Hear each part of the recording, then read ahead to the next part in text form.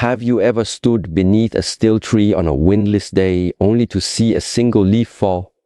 So subtle, yet it signals something invisible moving through the air. Words are like that leaf. Often we hear them, but we do not see what moves them. This speech is for anyone who has ever been caught in the beauty of someone's promises, only to later feel the chill of being unseen or unloved. Until the end, not for answers alone, but to awaken the deeper questions within you. Am I listening to his words, or am I listening to my soul? There is wisdom in silence, but first, we must learn how to hear what is hidden in the noise. When a man speaks, his words are not just sounds. They are the footprints of his inner world left on the path between your heart and his. It is easy to be swept away by the rhythm of a charming voice, the melody of laughter, or the warmth of poetic affection. But wisdom asks us not to simply hear. It asks us to listen, not with the ears alone, but with the breath, the skin, silence between thoughts. The first red flag, often overlooked, hides in plain sight.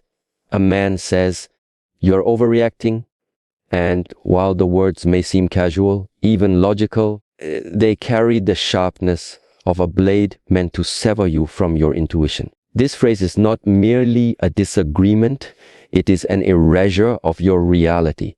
It is the quiet message that your emotions are too loud, your truths too messy, your needs too inconvenient. In the teachings of stillness, there is a story. A young monk once came to the master in tears, his hands trembling. He had broken a cherished bowl while cleaning the meditation hall. The master did not scold him, nor did he speak. He simply pointed to the wind chimes hanging in the corridor. "Do you hear them?" he asked.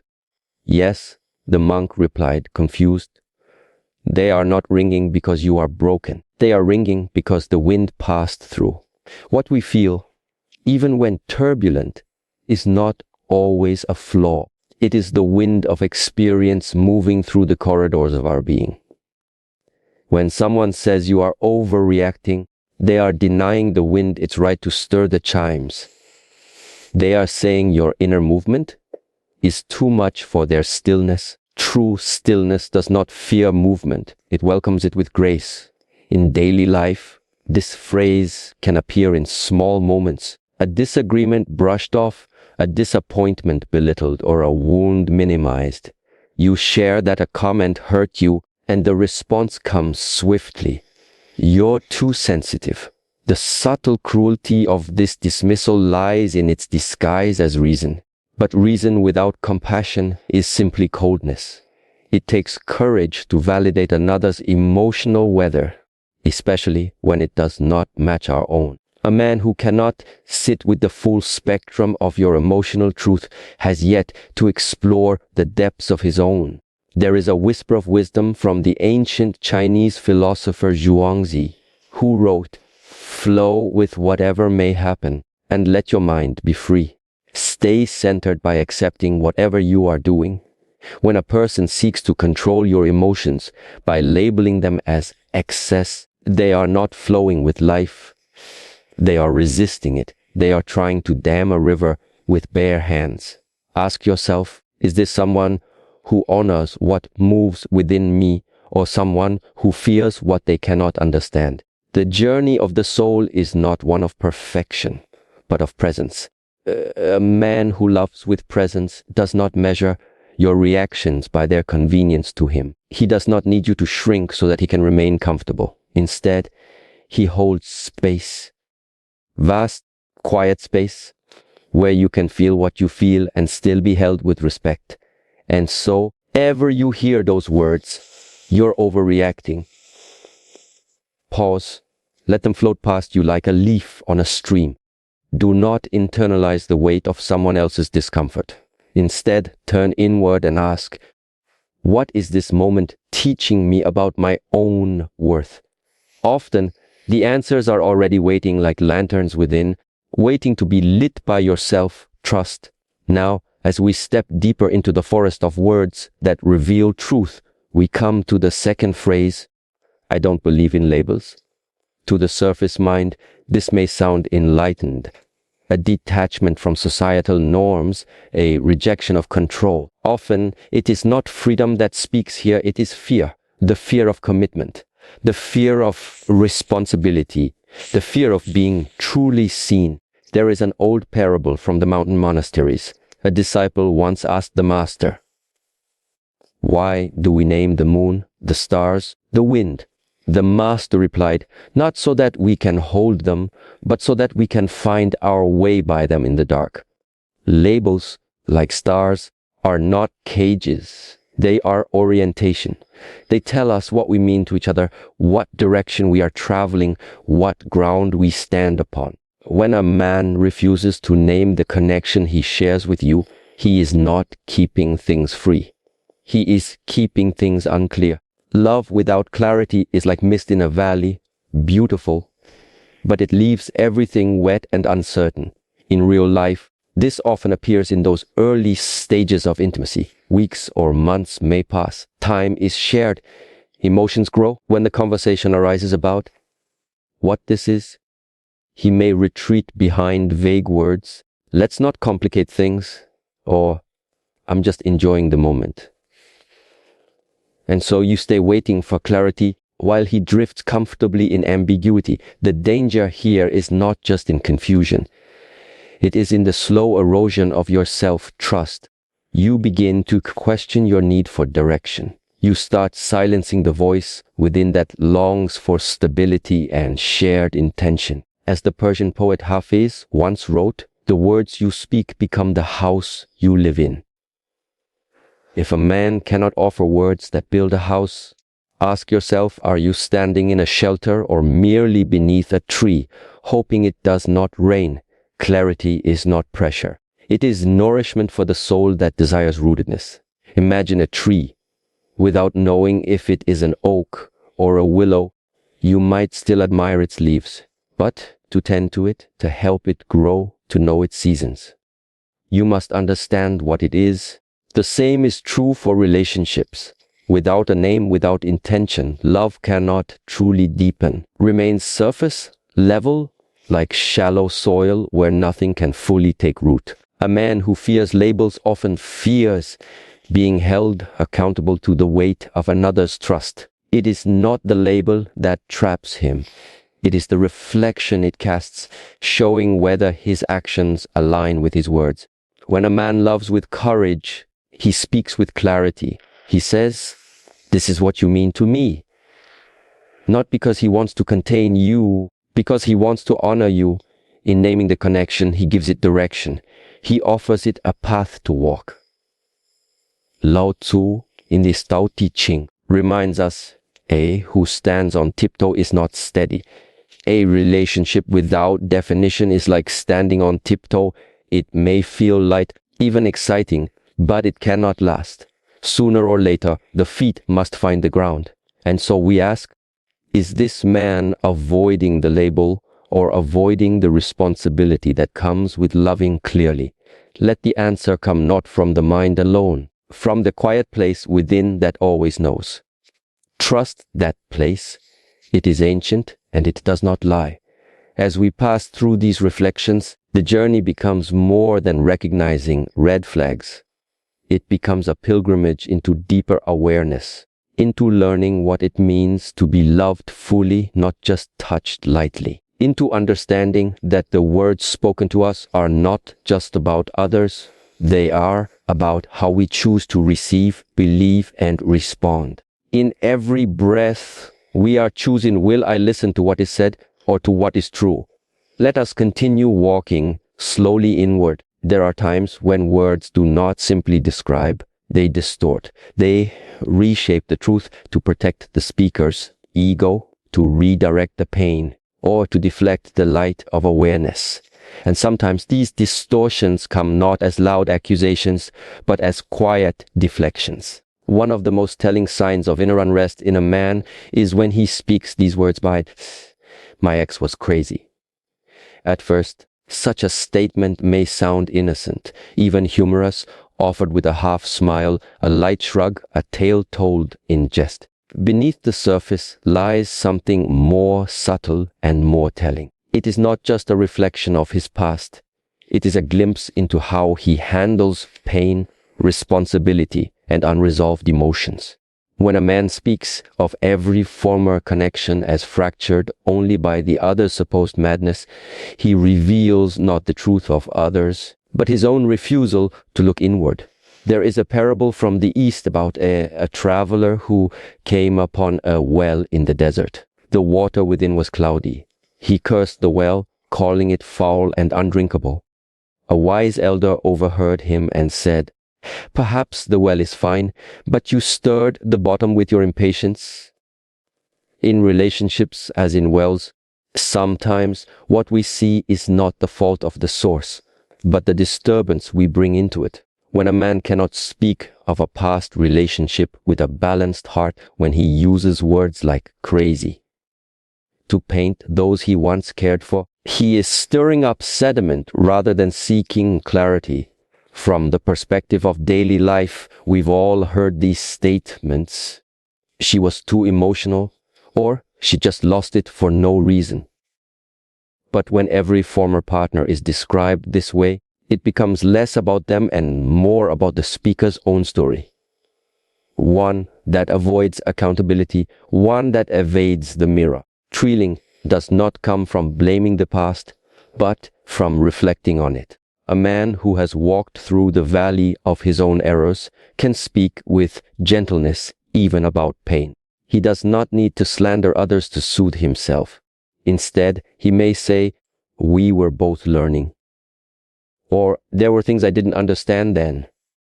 The Stoic philosopher Epictetus said, "It is impossible for a man to learn what he thinks he already knows." And so long as a man believes he was only a victim of madness, he closes the door to wisdom. Because wisdom does not reside in blame, it lives in responsibility. In the world of nature, we see that even the fiercest storms are not born of a single cloud. It takes shifts in temperature, pressure, and energy. The same is true in relationships. Conflict rarely arises from one soul alone. To recognize this is not to assign blame to all, it is to acknowledge complexity and to embrace humility. If you listen to a man speak and all you hear is how wrong she was, how broken she made him, or how irrational she became, pause. The way he tells that story will soon be the way he tells yours, if he remains unwilling to evolve. And yet, there is a deeper truth here. A man who projects his pain onto others is often still carrying wounds he does not yet know how to name. The story of his crazy ex is often the story of his unseen self. It is easier to point outward than to sit in the quiet cave of one's own healing. But without that stillness, no real growth can occur. Let us walk slowly now to the next stone on the path. Another phrase that cloaks insecurity in grandiosity. You should feel lucky I'm with you. At first, such words may seem flattering, even playful. But if you listen deeply, you will hear the imbalance. These words do not celebrate connection. They assert dominance. They do not create intimacy. They create hierarchy. Beneath them lies the shadow of control, often dressed in the clothes of confidence. There is a story told in the tea houses of old China. A student came to a calligraphy master, requesting to learn the art of brush and ink. The master placed a blank scroll before him and said, "Before you write a single word, tell me what makes ink beautiful." The student replied, "Because it expresses the mind." The master shook his head.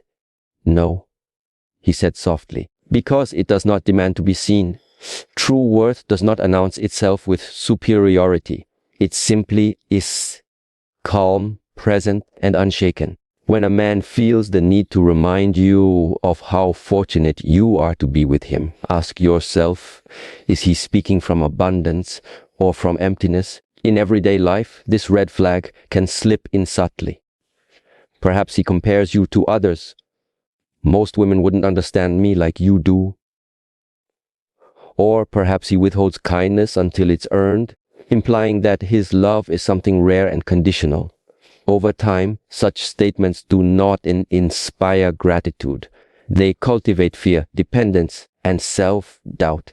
You begin to wonder, am I enough for him? Am I meeting the standard? But love is not a contest. It is not about being deserving of someone's presence. It is about shared presence grounded in mutual respect, not inflated ego. In the forest, one tree does not say to the other, "You should feel lucky I don't overshadow you." It simply grows, and in doing so, allows others to grow beside it. Real partnership is not about reminding someone of your light. It is about ensuring you do not cast a shadow over theirs. Taoist sage Chuang Tzu once said, "He who boasts of his virtues invites loss." That is the heart of this red flag. When a man constantly positions himself as the prize, he reveals his fragile need to be revered rather than related to. Such a man may love not for connection, but for validation. And where there is validation, there is often imbalance. In the stillness of your own self-awareness, ask, does this love make me smaller so he can feel taller? A worthy love is not something that reminds you to feel grateful. It is something that is grateful for you. Not because of your perfection, because of your presence. Not as a favor granted, but as a mutual blessing received. Quiet strength of a man is not shown in how loudly he declares his worth. It is shown in how gently he holds yours. In closing this portion of the journey, let us breathe in these teachings. Not with judgment, but with clarity. Red flags are not signs of doom. They are lanterns. Lanterns that light the places within us that may still carry confusion, hope, or longing. To see them clearly is not to walk in fear. It is to walk with awareness, and awareness is the first act of love for yourself and for what you are willing to allow into your sacred inner world. As the journey unfolds, remember, you are not here to be reminded of your luck.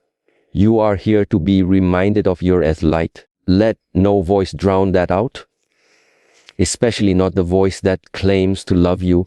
There are certain words spoken not from truth, from a place of self-protection, not from presence, but from fear. Among them are the subtle declarations that point fingers away from the self, phrases that disguise resistance to growth, shield the ego from reflection.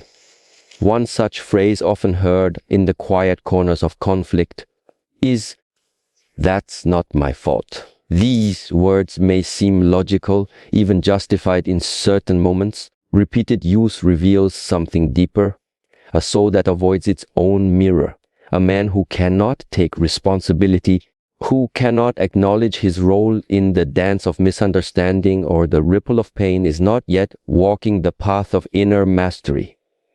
Instead, he remains at the surface, pointing outward while his roots remain shallow. In the monastery gardens, there is a teaching about the bamboo and the storm. One day, a young monk asked his master, "Why do we bow so often, even when we are not wrong?" The master led him to a tall bamboo stalk. "Strike it with your staff," he said. The boy did so, and the bamboo swayed gracefully, then returned to stillness. "Now strike the stone," said the master. The boy hesitated, but obeyed. The sound echoed sharply and his hands ached. The bamboo bows. The master whispered and endures. The stone resists and suffers. In life, it is not weakness to bend, to acknowledge, to say, "Yes, that was my doing." It is, in fact, the mark of inner strength. But when a man refuses to carry even a feather of blame, he burdens you instead. Over time, your shoulders become heavy with the weight of both hearts. In daily life, this pattern often arises quietly. A promise is forgotten, and you feel hurt, yet your pain is met with defense. "You never reminded me." A boundary is crossed, and when voiced, you're told you're being too sensitive.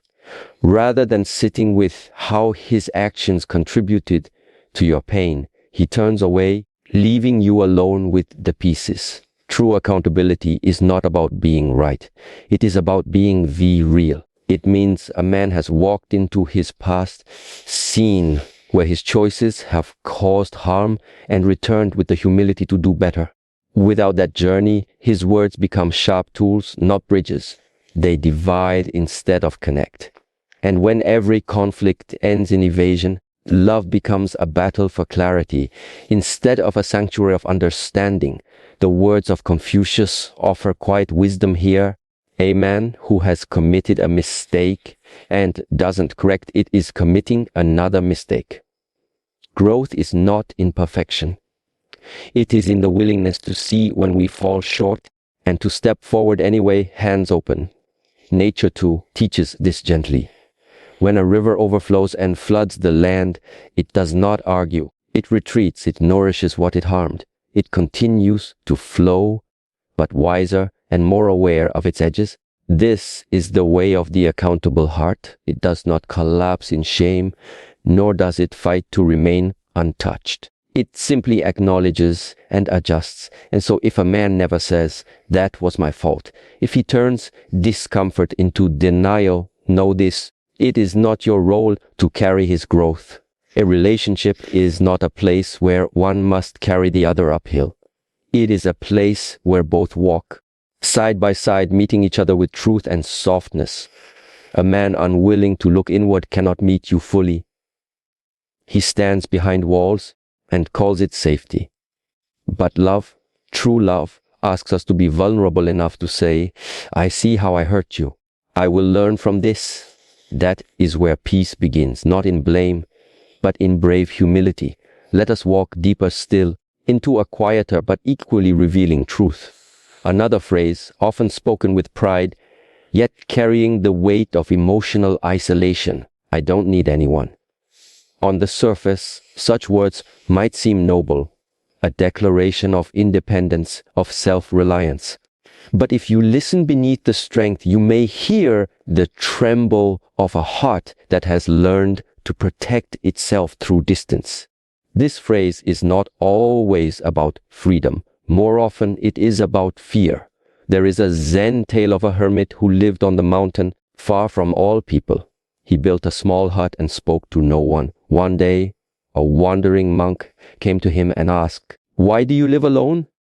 The hermit replied, "People cannot be trusted. I have all I need." The monk simply bowed and said, "When you are ready to return to the world will be ready to receive you." To say, "I don't need anyone," is often to say, "I was hurt once, and I vowed never to be hurt again." It is the shield of the wounded, the armor of the abandoned. The irony is that in pushing others away, the pain is not lessened, it is preserved. In daily life, this may be a man who avoids help, who withdraws emotionally, who keeps you at arm's length just when intimacy is needed most. When you reach for him, he hardens. When you offer support, he turns it down. You may feel like a guest standing in a house without furniture, welcomed, but never invited to stay. This emotional solitude, though it may seem harmless at first, often leaves a trail of unmet needs and unspoken desires.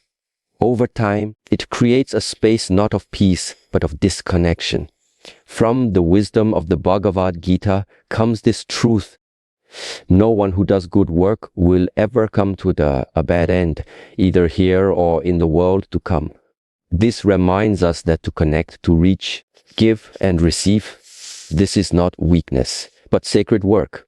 Even the sun alone in the sky shares its light. Even the moon reflects what it is given.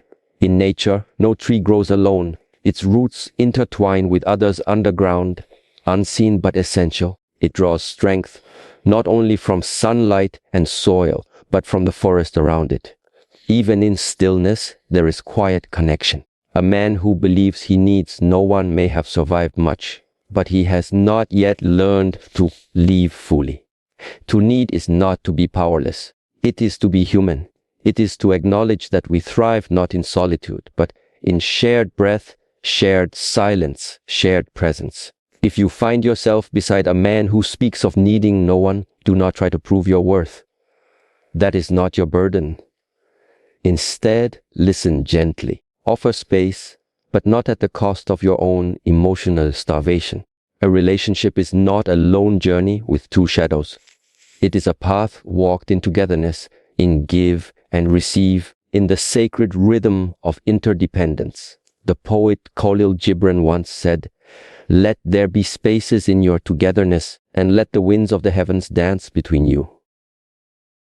Togetherness does not mean suffocation, but neither does love grow where doors are always closed.